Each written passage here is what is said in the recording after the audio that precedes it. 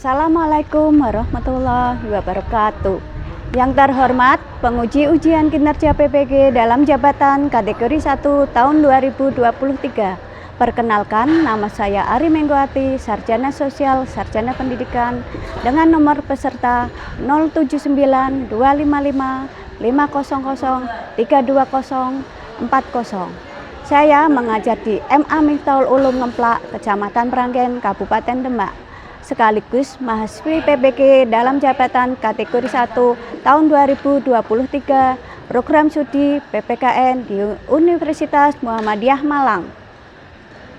Saya akan melaksanakan uji kinerja di MA Miftahul Ulum pada hari ini Sabtu 26 Agustus 2023 dengan materi kasus pelanggaran hak dan pengingkaran kewajiban. Selamat menyaksikan. Wassalamualaikum warahmatullahi wabarakatuh.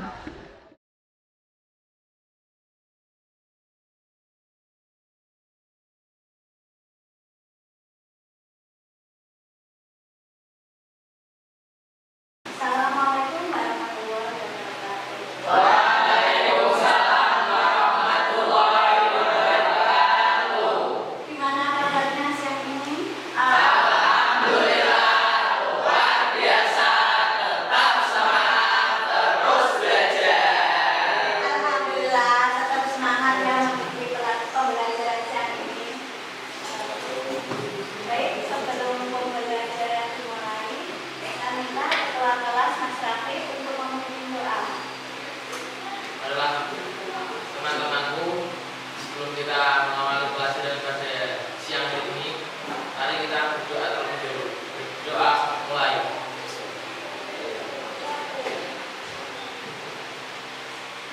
Doa selesai. Terima kasih untuk doa hari ini. Semoga nanti pembelajarannya hari ini berjalan baik segalanya.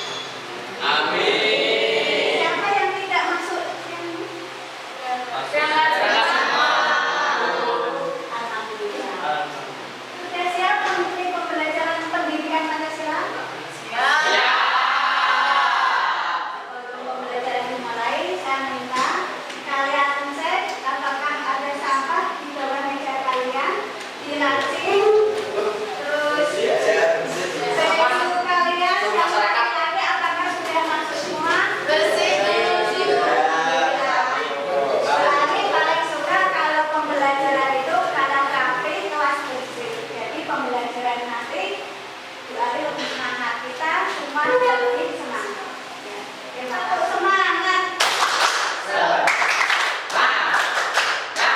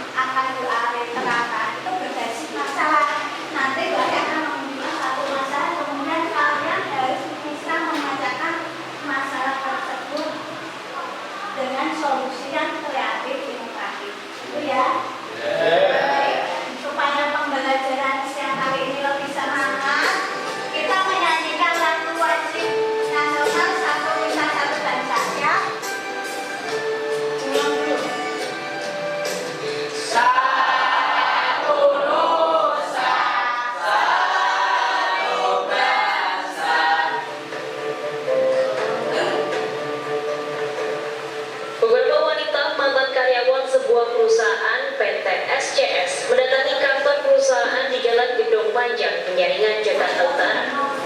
Sambil didampingi kuasa hukumnya, mereka bermaksud memperjuangkan nasib 7 orang mantan karyawan yang di PHK secara sepihak. Namun, pihak keamanan perusahaan ini membantah jika kantor yang didatangi ini adalah PT SCS, melainkan PT Lentera. 7 karyawan ini di PHK karena alasan penghematan perusahaan di masa pandemi. Yeni Aryani dan Alina yang mengaku sudah bekerja lebih dari 30 tahun di PT SCS mengaku menjadi korban ketidakadilan perusahaannya karena mereka diminta untuk mengisi surat pengunduran diri. Para siswa SD Negeri Gelang Kabupaten Sikam membutuhkan perhatian lebih dari pemerintah.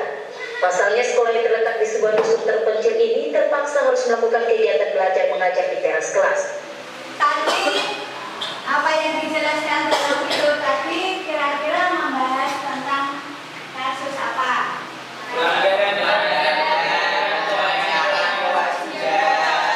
Baik, apa lagi?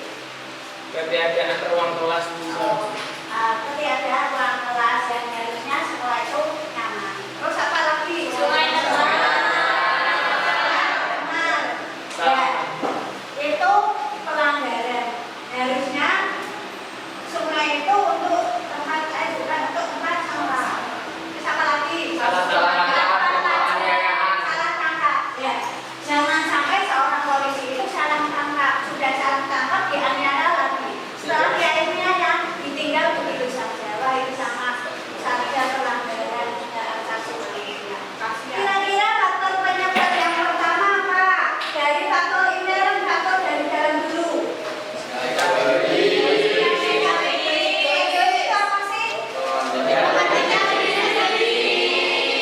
Orang egois mementingkan diri sendiri itu orang yang hanya menuntut haknya tapi tidak peduli menjalankan kewajibannya, menjalankan peraturan atau perintahnya. Itu jangan sampai kita memiliki sifat egois. Misalnya contohnya kamu naik motor di trotoar itu mengganggu hak pejalan kaki. Egois, tidak peduli itu untuk jalan orang, untuk jalan kaki, apa saja. Tapi sebetulnya banyak sekali kasus pelanggaran hak pemerintahan manusia. Nanti saya memberikan soal sama kalian yang memberikan solusinya. Kemudian faktor eksternnya ada beberapa bagian, yaitu yang pertama orang aparat itu harus tegas dalam bertindak. Terus yang kedua adanya kesempatan, minimnya sosialisasi peraturan maupun penyalahgunaan kekuasaan. Nah, ini saya sampaikan beberapa kasus pelanggaran hak warga negara. Yang pertama,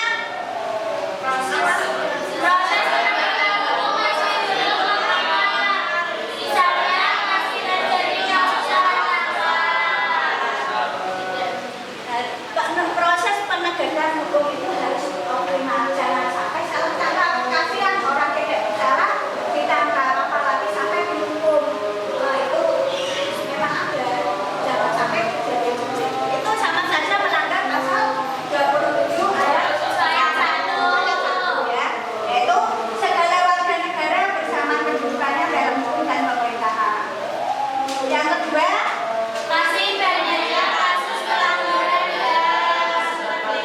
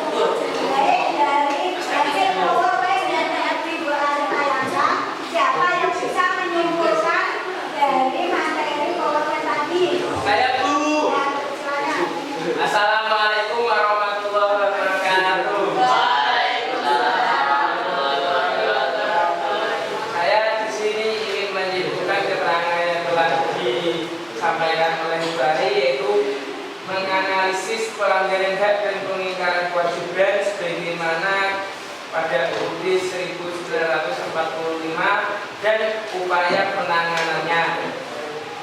Banyak sekali terjadi kasus-kasus pelanggaran hak dan pengingkaran kewajiban.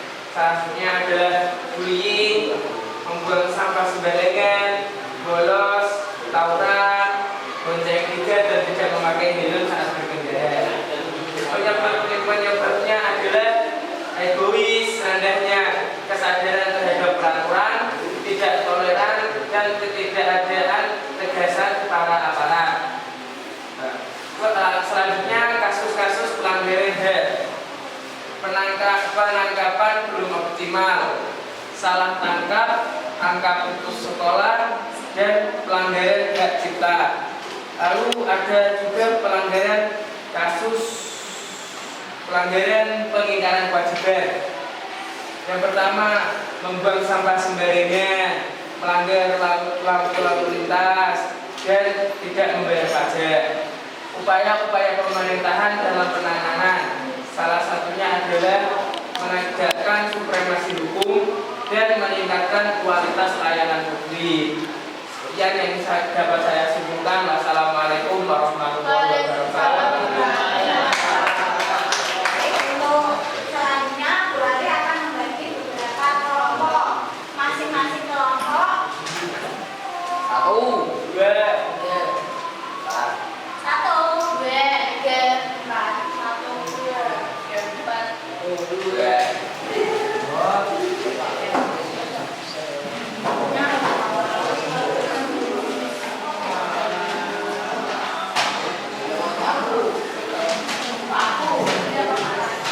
Kalau ini kalian jawab saya bukan untuk mainan karena disuruh yang saat kalian diskusi. Terus ketika kalian browsing, kalian browsing, cari jawaban bukan browsing sehingga yang lain-lain fokus ini untuk diskusi. HP-nya keluarkan yang punya HP untuk mencari jawaban.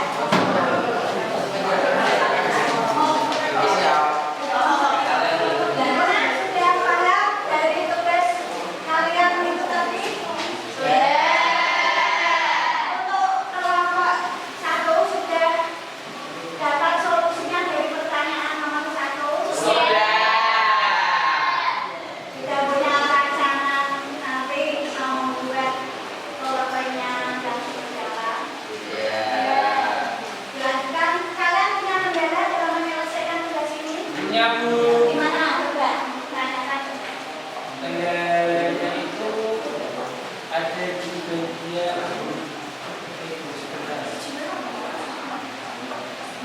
ini Bu, cara mengerjakan yang ini. Ini kamu cari contoh bentuk dan keluarga dan gambaran di lingkungan keluarga, di lingkungan sekolah, atau juga di lingkungan masyarakat. Lalu dimasukkan ke kolomnya. Ada. Seperti ya, ini kan ada. Ya, selanjutnya siap presentasi? Ya, satu silakan nanti ke depan untuk mempresentasikan dari soal yang Bu Ali berikan. Assalamualaikum warahmatullahi wabarakatuh. Waalaikumsalam warahmatullahi wabarakatuh. Kami dari kelompok 1 akan mempresentasikan dari hasil riset tadi tentang kasus-kasus pengingkaran kewajiban dan pelanggaran buang sampah sembarangan. Buang sampah. Nah, ini jelas gambaran dari pembuangan sampah tidak pada tempatnya. Bisa Anda cermati dengan mata yang saya ambil itu. Bahwa ini adalah contoh yang tidak baik. Iya. Semuanya bisa dilihat dari yang di sana. Bisa dilihat. Ya mungkin teman-teman ada yang mempraktekkan seperti itu. Yes.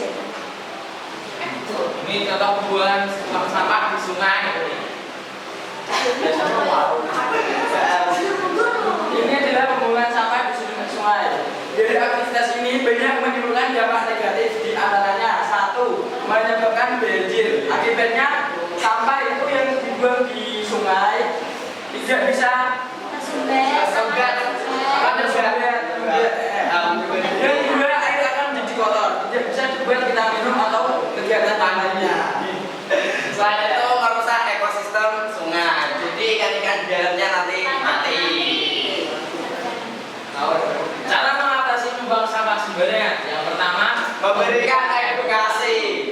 yang kedua, Mulai punya sanksi tegas. yang ketiga, Memperbanyak tempat sampah, yang keempat adanya, tempat pembuangan sampah kolektif, yang kelima, membuat papan larangan membuang sampah sembarangan.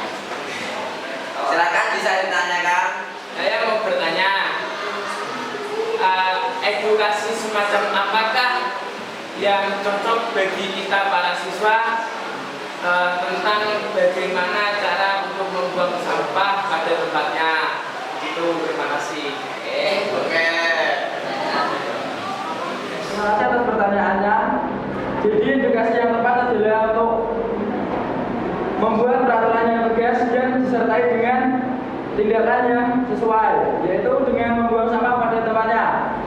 Jadi dimulai dari guru, siswa dan semua orang yang ada di madrasah. Terima kasih. Nah, selain itu kita itu harus memiliki kesadaran akan pentingnya membuang sampah pada tempatnya. Karena jika kita membuang sampah sembarangan, maka akan ada dampak negatif yang akan timbul.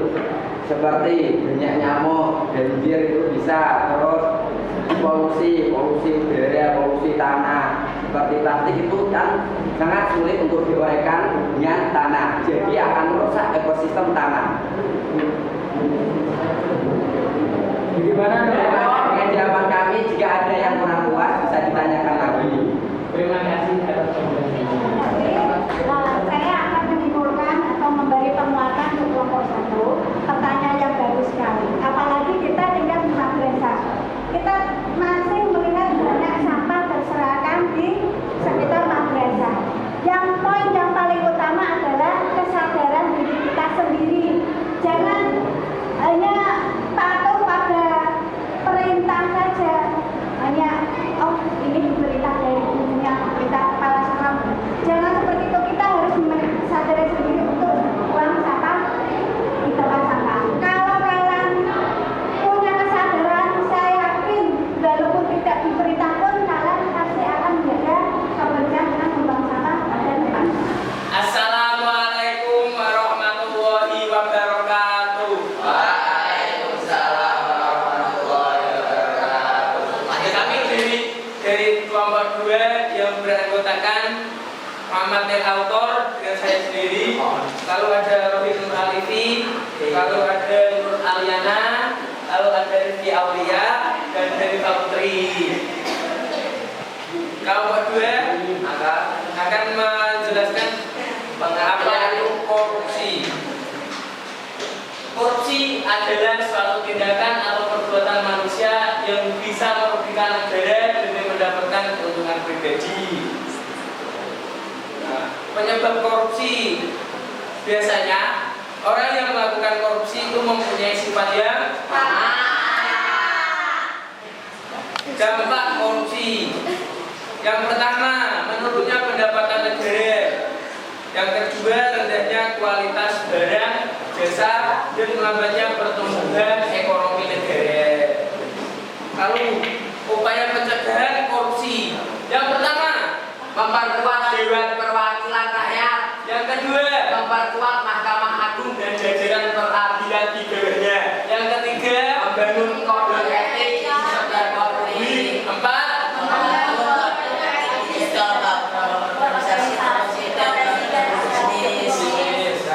kesimpulannya, korupsi merupakan salah satu masalah yang sungguh bertentangan dengan nilai-nilai kemanusiaan.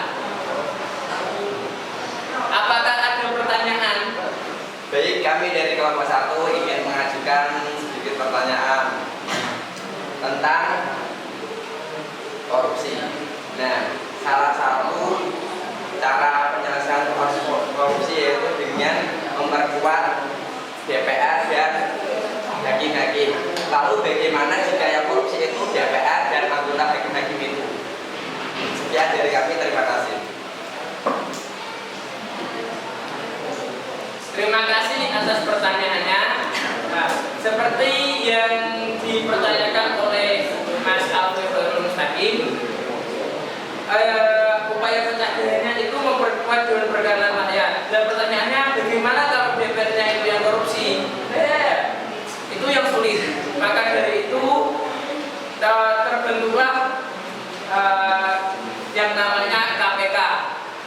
Nah, dari KPK tersebut yang korupsi nanti itu ditangkap dan diadili sesuai keadilan negara.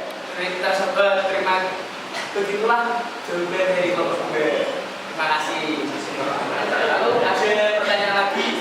Ya. Kalau tidak ada, sekian dari kelompok B.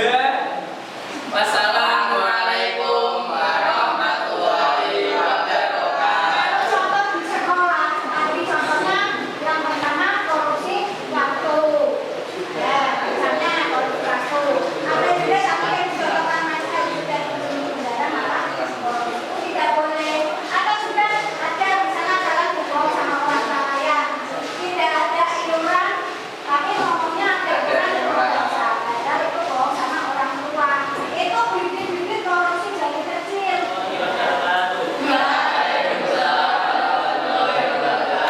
Kami dari kelompok 3 akan mempresentasikan tentang stop bullying.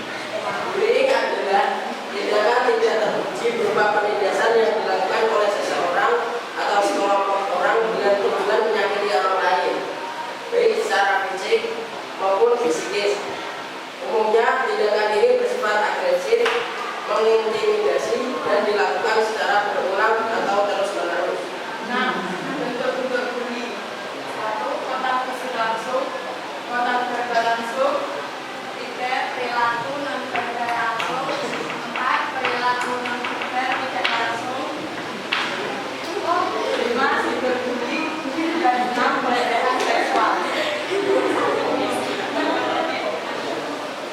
Bagaimana sih cara melawan bullying? Caranya yaitu 1. Percaya diri. 2. Bersikap tenang saat ada yang mengganggu. 3. Jangan membiarkan emosi terpancing. 4. Jika melihat ada teman yang menjadi korban, maka kalau melaporkan dan laporkan. 5. Laporkan orang-orang yang melakukan bullying pada orang tua, guru, atau pihak yang berwajib. Ada pertanyaan? Ya. Ya, perwakilan dari kelompok 4 yang bertanya. Apabila ada teman kalian yang sedang dibully oleh temannya, apakah kalian akan bersikap peduli atau membiarkan? Sekian dari saya. Terima kasih. Saya akan menjawab pertanyaan dari kelompok 4. Saya akan membantunya karena itu termasuk pelanggaran dan asasi manusia. Ada yang mau ditanyakan lagi? Sekian dari kelompok kami kelompok 3. Wassalamualaikum warahmatullahi wabarakatuh. Assalamualaikum warahmatullahi wabarakatuh.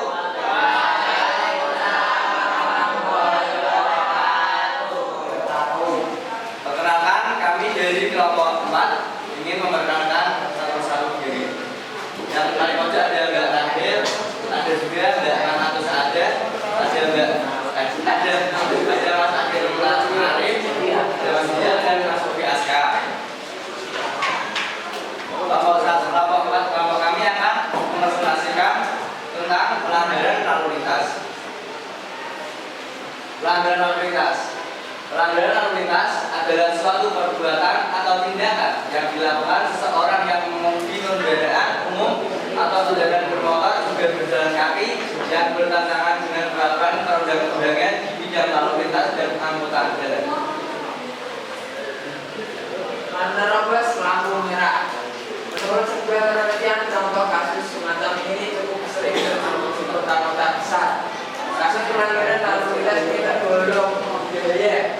Soalnya si penerobos lampu merah bisa saja ditabrak atau menabrak oleh kendaraan lain bila tidak hati-hati. Melawan arus jalan. Melawan arus tren kehidupan adalah hal yang keren, namun tidak berlaku untuk melawan arus jalan. Melakukan hal itu akan berisiko menimbulkan kecelakaan antar pengendara. Solusi dan penyelesaian untuk kasus pelanggaran lalu lintas, yaitu masyarakat mesti berinisiatif untuk mempelajari seperti apa peraturan lalu lintas, macam rambu lalu lintas, serta contoh pelanggarannya. Terima kasih. Apa ada yang ditanyakan dari kelompok-kelompok lain? Ditanyakan? Saya, kami dari kelompok 2 ingin bertanya. Mengapa sih kita harus menaati rambu-rambu lalu lintas? Oke, kita akan menjawab pertanyaan dari kelompok 3. Kenapa kita harus menaati peraturan lalu lintas? Karena jika kita tidak melakukan peraturan tersebut, maka akan sering terjadi kecelakaan dan itu membahayakan bagi kita semua. Dan akan dikenakan sanksi apabila kita tidak menaati peraturan lalu lintas. Dan adanya peraturan itu untuk menunjukkan kemaslahatan bersama untuk ketertiban bersama. Gimana dengan jawabannya? Ada yang tidak pas? Dengarkan sekali. Sangat baik. Terima kasih. Ada yang mau ditanyakan lagi dari kelompok lain? Silakan. Oke, sekian dari kelompok kami. Wassalamualaikum warahmatullahi wabarakatuh. Baik, terima kasih untuk kelompok 4. Jadi kita harus memiliki kesadaran berkendara. Kesadaran berkendara itu kalian mematuhi peraturan lalu lintas jangan karena takut polisi. Kamu naik motor ke jalan raya pakai helm, tapi kalau tidak di jalan raya tidak pakai helm. Pakai helm itu bukan karena takut polisi, tapi untuk melindungi kita, melindungi kepala kita. Kalau jatuh dari motor, resikonya kematian. Makanya jangan sampai kita mematuhi peraturan karena takut. Jadi kalian sudah paham cara menyelesaikan suatu permasalahan yang akan ada di lingkungan sekitar kita. Apalagi ini project-based learning, di mana kalian akan menemukan masalah di dalam dunia nyata, di dalam lingkungan sekitar kita. Kamu harus bisa menyelesaikan suatu masalah itu di mana saja. Bukan hanya di lingkungan sekolah, di rumah, di masyarakat. Kalian harus bisa mencari solusi terbaik, solusi yang kreatif, terus solusi yang mandiri, solusi yang cerdas. Iya.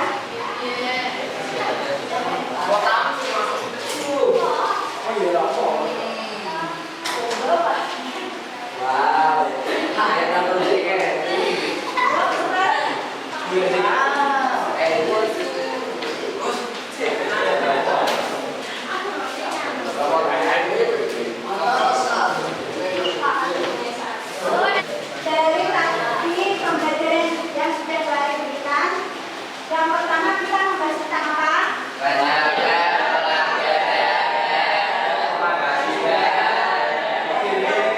Penegaknya apa sih tadi? Sampai sendiri.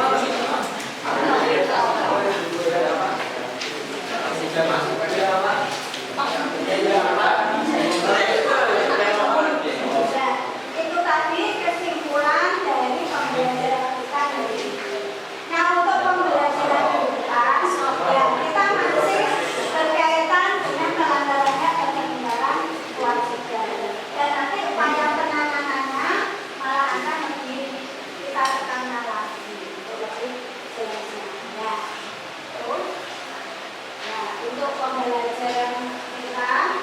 Oh, ada pesan dari Bu Ari. Ya, setelah kalian melihat beberapa contoh kasus anak maupun penyebaran di situ kira-kira ada pesan tersendiri tidak ya untuk kita semua? Kira-kira apa? Harus menjadi apa? Meningkatkan kesadaran diri. Ya, meningkatkan kesadaran diri sendiri dari berbagai permasalahan yang ada di sekitar kita. Kita harus bisa mencari solusi terbaiknya. Harus bisa menjaga keseimbangan antara hak dan kewajiban. Jangan sampai kita hanya menuntut haknya saja, tapi tidak melaksanakan kewajibannya. Itu yang akan menimbulkan masalah pelanggaran hak dan keseimbangan. Itu ya. Sebelum pembelajaran diakhiri, siapa yang mau dimulai? Saya dulu. Ya, terima kasih. Alhamdulillahirrahmanirrahim. Pelajaran pada sore hari ini telah selesai. Alangkah baiknya kita akhiri dengan doa bersama-sama. Doa mulai.